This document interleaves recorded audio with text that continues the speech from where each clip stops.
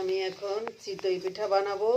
এই জন্য এই যে চাউলটা সকালে ভিজিয়ে রাখছিলাম, আর এখন সন্ধ্যাবেলা ধুয়ে পানি ঝরিয়ে রাখছি। এখন হচ্ছে ব্লেন্ডার করব, ব্লেন্ডারে দিয়ে বেটে নেব চিতই পিঠার জন্য।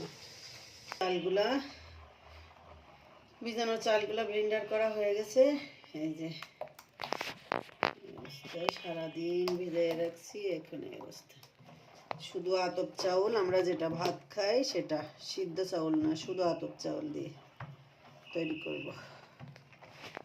এটা দিয়ে দুধ, এই যে 3 লিটার দুধ জ্বালিয়ে রাখছি, এখানে জ্বালিয়ে ঘন করে রাখছি। এখন এর মধ্যে নারিকেল আর গুড় দিয়ে দেবো।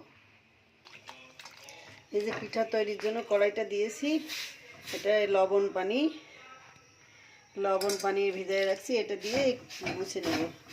লবণ পানি দিয়ে কাপড় দিয়ে মুছে নিলে সুন্দর হয় পিঠার নিচটা।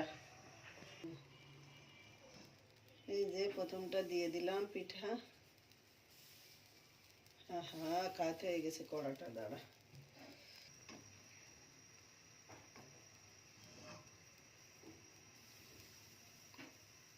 প্রথম খোলা তো, যেমন হয় হোক।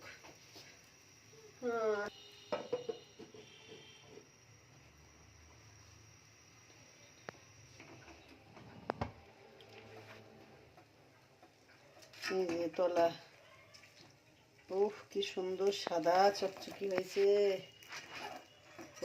প্রথম তো দারুণ হয়েছে। নিচটা এই যে লবণ দিয়ে ধুয়ে নিলে এত সুন্দর হয়, লবণ পানি দিয়ে মুছে নিলে তলাটা খুব সুন্দর। ফ্রেশ খেজুরির গুড়, এটা এখন এই দুধের মধ্যে দেব। দুধটা জ্বালিয়ে রাখছি, এখন দিয়ে দেবো। ব্যাস, না বেশি মিষ্টি হওয়া যাবে না।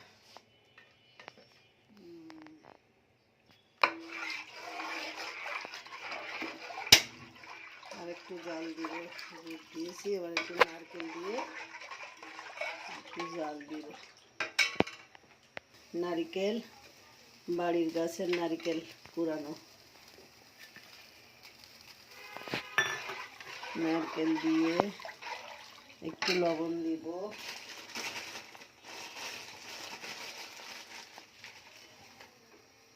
যে সামান্য একটু লবণ দিব।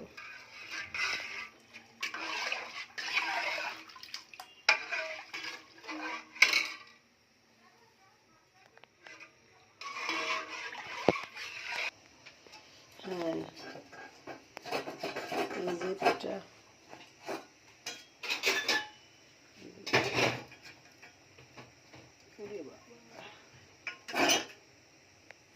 হয়ে গেছে।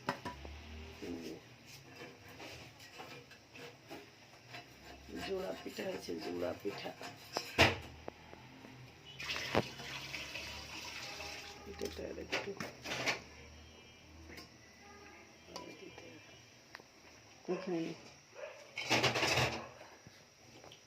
এই যে দুধটা জাল হয়ে গেছে, দিয়ে দেবো।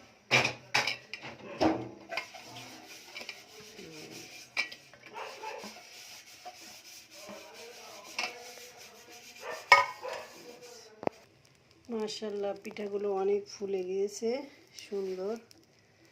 এখন ভেজাতে দেব, শেষ। আর এই যে পিঠাটা ভিজে এখন এই অবস্থা হয়েছে। এই যে সুন্দর দুধে